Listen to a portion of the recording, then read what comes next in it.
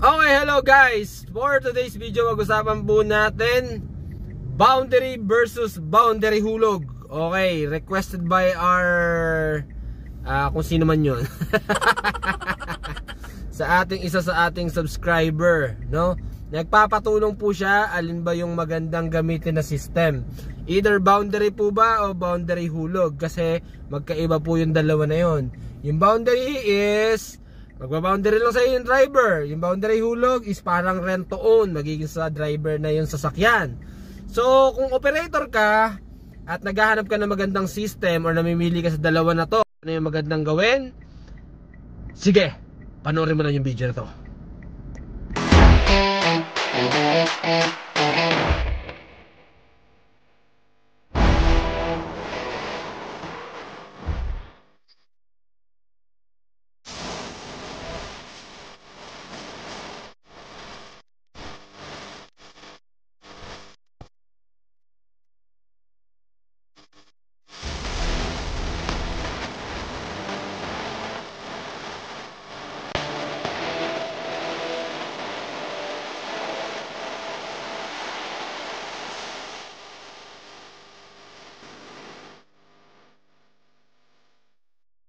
So ayan, hello everyone sa ating mga kasama sa Grab community. Hello, shout out sa inyong lahat dyan.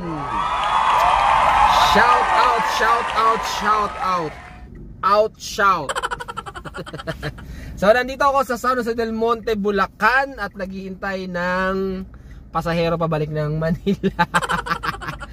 Ay nako, alam niyo yung feeling, no? Alam niyo yung feeling pag nakarating ng San Jose del Monte or mga North Caloocan, mga ganyan, mga Purview, no? Alam niyo yan, guys, no? Sa ating mga ka-Grab dyan. Hello everyone, shout out. And especially sa aking mga grupo North to South, shout out sa inyo lahat. Hindi ko na kayo isa-isahin dahil madami shadow kayo, madami, no? And especially welcome sa ating mga bagong kagrupo, sila Paring Christian, no? Sila Paring Bal. Ayan, andyan na sa ating grupo yan, no? At sa mga matatagal na, welcome sa inyong lahat. Okay, let's go back to our topic. Boundary hulog versus boundary system. Sige, bibigyan ko kayo ng idea. To guys, idea lang to. Ibig sabihin, lahat kasi ng system na ginagamit natin is iba-iba.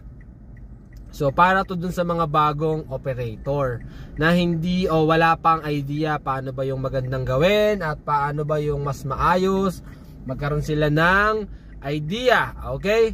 So unahin natin ang boundary system. Boundary system is normally used by taxi, no? Alam niyo po yung taxi, nagba-boundary po yung mga driver po dyan. It means, for example, ang agreement is 1,000 a day or 1,500 24 hours. Depende yan kung ilang oras. May mga ganyan po kasi. May operator na nagbibigay lang ng oras. So boundary system, it means magbibigay ka lang ng certain amount sa iyong operator, but then hindi mapapasay yung sasakyan. Siyempre nagba-boundary ka lang. So merong oras, or kung yung ibang operator is malaya ang binibigay sa kanilang driver, walang oras, no? Nagba-boundary ka. But ang isang bagay na wala sa boundary system is hindi mapapasa kanya yung sasakyan. And also, ang good thing naman sa boundary system, walang kailangang problemahin ang driver sa maintenance. For example, kailangan na mag-change oil. Hindi po yan sagutin ng driver dahil boundary system lang. Sagot po ito ng operator.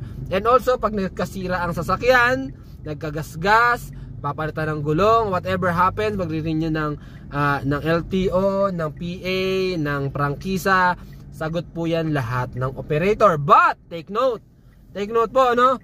Merong mga bagong system ngayon na ginagamit or bagong mga agreement na ginagamit ng mga operator na like for example, okay, boundary system tayo pero hati tayo sa maintenance. May ganyan. O, gets nyo na. So, punta naman tayo sa boundary hulog. Ano yung kinaibahan ng boundary hulog? Ang boundary hulog po ay ganito po siya. Ito yung ginagamit kong system, no? Boundary hulog. After 5 years, no, sa kanila na yung sasakyan. For example, meron akong isang kotse. Then ibibigay ko dun sa driver. Ang usapan, ang agreement namin ng driver is sa'yo na yung kotse. It means hindi ko sinasabi na sa'yo na talaga yan. Kasi babayaran ko pa yan monthly eh. What I mean, after 5 years na mahulugan mo yan sa akin, sa'yo na yung sasakyan. So ang kagandahan, advantage ng boundary hulog, ito yung kagandahan ng boundary hulog. Yung sasakyan mapupunta sa driver, tama? After 5 years na kontrata namin, but sagot na po niya ang lahat. Sagot niya ang maintenance, sagot niya ang pagre-renew ng LTO, pagre-renew ng PA or prangkisa, sagot niya po lahat ng gastos na related sa sasakyan. Sagot niya po yan lahat. Siya na po ang bahala dyan. Basta siya ay magbibigay lang sa akin ng kung magkano man yung napagkasunduan namin na amount daily or weekly. So wala nang pananagutan dyan ang operator kung masira, kung magasgas ang sasakyan. Pero ang kagandahan naman po dyan, pagka boundary hulog, yung sasakyan po ay aalagaan talaga ng driver. Bakit? Bakit nga, kuys? Kasi nga alam nung driver na yung sasakyan na yon ay kanya na at mapapakasa kanya after 5 years. So it means, bakit hindi mo aalagaan ng isang bagay na alam mo na sa'yo? Tama po ba? Di po ba? So it means, aalagaan talaga nila yung sasakyan, yung kotse. Di po ba? Unlike sa boundary system. Ang boundary system is nagba-boundary lang yung driver. So pwedeng ganito. At i-disadvantage niya. Pwedeng ganito. Pwedeng sabihin ng driver na boss, nainom ako kagabi, hindi ako makakapasok. Pwede yun. So kinabukasan, yung araw na hindi siya papasok, wala siyang boundary. Di ba? Wala siyang boundary. Boss, hindi pwede. May hindi ako pwedeng bumiyahe ngayon. Meron kaming event, no? Family reunion. So wala na naman boundary. Unlike dun sa boundary hulog, walang ganun, walang absent. Basta kailangan mong ibigay, bumiyahe ka, hindi ka bumiyahe, ilang oras ka lang bumiyahe, bahala ka sa diskarte mo. Yun ang kagandahan eh. Pagka boundary hulog eh, kailangan mo pa rin ibigay yung buo sa 1 week. No, ibig sabihin walang putol. Walang sabihin mo na, boss, hindi ako hindi ako makakapag-boundary kasi nga nagkasakit ako. Hindi, boundary hulog yan. Asa agreement natin yan, asa kontrata natin yan. 'Di ba? Kaya nga mapapasay sa sasakyan eh. Yun nga yung pinagkaiba nun eh. Unlike nga sa boundary system, parang taxi, kung nakakita na kayo ng taxi, nakita nyo naman lasag-lasag na, punit-punit na, 'di ba? Bakit? Kasi boundary system eh. Pag boundary system, walang pakialam yung driver dyan eh. Masira ba yan? Ako ba magpapagawa niyan? Hindi naman, di ba? O, yung operator. O, yun ang disadvantage ng boundary system.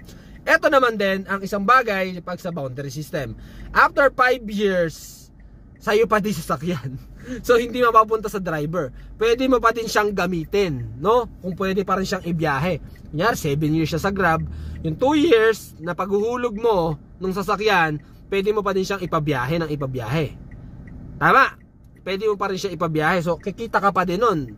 Actually, pag boundary system ang gamit nyo, boundary system, ang realidad, kung magtutuos kayo, after 5 years pa talaga kayo kikita kung ang inyong sasakyan ay hulugan. After 5 years, kasi magtuos kayo, tuusin nyo, magkano ba yung monthly? Tapos magkano ba yung binaboundary sa inyo?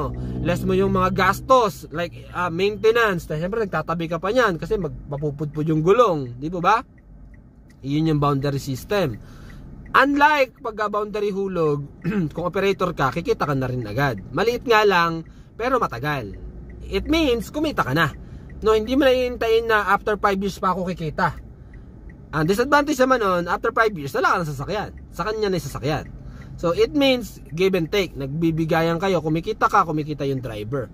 So, diskarte na nung driver kung anong dapat niyang gawin para makapaghulog siya sa'yo.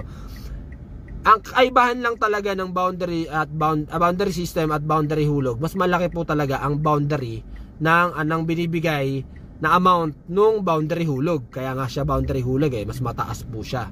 So it means mas mataas, parang ganito kung sa boundary hulog is 1,000 sa kotse, example lang to sa boundary system pala to 1,000, sa boundary hulog pwedeng 1,300 to 1,500. Depende yan sa usapan ng operator sa driver, no, kung kotse. Meron kasi akong kaibigan, ang kanyang boundary hulog siya, BIOS, 3 years ang contract nila, 3 years, no. Meron naman mga kontrata 5 years, normally 5 years. So ilan lang yung 3 years. So pag 3 years medyo mahal, medyo mas mataas yung boundary niya everyday, no, pagka boundary hulog, no. So naging malino ba o magulo? Naging malino ba? So kung ako tatanungin nyo ano yung mas maganda, ako para sa akin na practical kasi ko, mas maganda na boundary hulog. Win-win po tayo doon. Win-win solution yun. Bakit? Mabibigyan mo ng sasakyan yung driver. Mamahalin niya sasakyan. Yun yung kagandahan doon. Hindi yun masisira. Hindi yun agad masisira o magagasgas o mabubulok kasi aalagaan niya po yun. And also, ala ka nang ilalabas na pera. Hindi ka na magme-maintenance or hindi mo na kailangan magpa-change oil, hindi mo na kailangan ng LTO, magpa-renew ganyan ng PA, ng prangkisa. Wala na, kikita ka na. Monthly ka na kikita. Maliit nga lang, hindi nga ganoon kalaki, no? Unlike dun sa kikitain mo pagka boundary system, pag natapos na 'yung sasakyan, mas malaki kikitain mo. Di po ba? Kaso, matagal pa 'yung kita. Pero may kotse ka. Di ba? Mamili ka lang. Gusto mo ba yung sa'yo pa rin yung kotse? Boundary system yon. Boundary system. Or boundary hulog. After 5 years, wala ka ng kotse. Pero kumita ka na agad. Mamili ka po. Mamili kayo dun sa dalawa na yon. Kasi parehas naman siyang maganda. Pero para sa akin, mas maganda talaga yung boundary hulog. No, nabigyan mo na sa sasakyan yung at hindi siya ganun ka hirap gawin. Mas madali siyang gawin. Di po ba? So maraming salamat guys sa inyong patuloy na pagsuporta sa akin. Pagka po dumadaan ang mga ads sa inyong screen, please wag niyong skip. Tapusin nyo. Diyan ako kumikita So kung hindi ka pa nakasubscribe, just click subscribe and click the bell button para ma-notify ka sa mga susunod na video. And also follow me sa my Facebook page, sa aking TikTok, mga advice ni Kuys. Huwag niyo pong kalimutan niya, yung TikTok ko hindi ko ganong nagagamit pero nagamitin ko na siya. So please, pa-follow na lang po ako. And pa-share na rin ng video. No, kung nagustuhan mo to, kung gusto mo matulungan yung kaibigan mo na meron din sasakyan, na operator na katulad mo, pa-share na lang to sa kanya. And maraming salamat sa aking mga kasama sa kalsada, sa Grab community. No, shout out sa Laban TNBS, no, loads natin yan, no, Sir June. Guys, mag-ingat kayo. God bless. Bye-bye.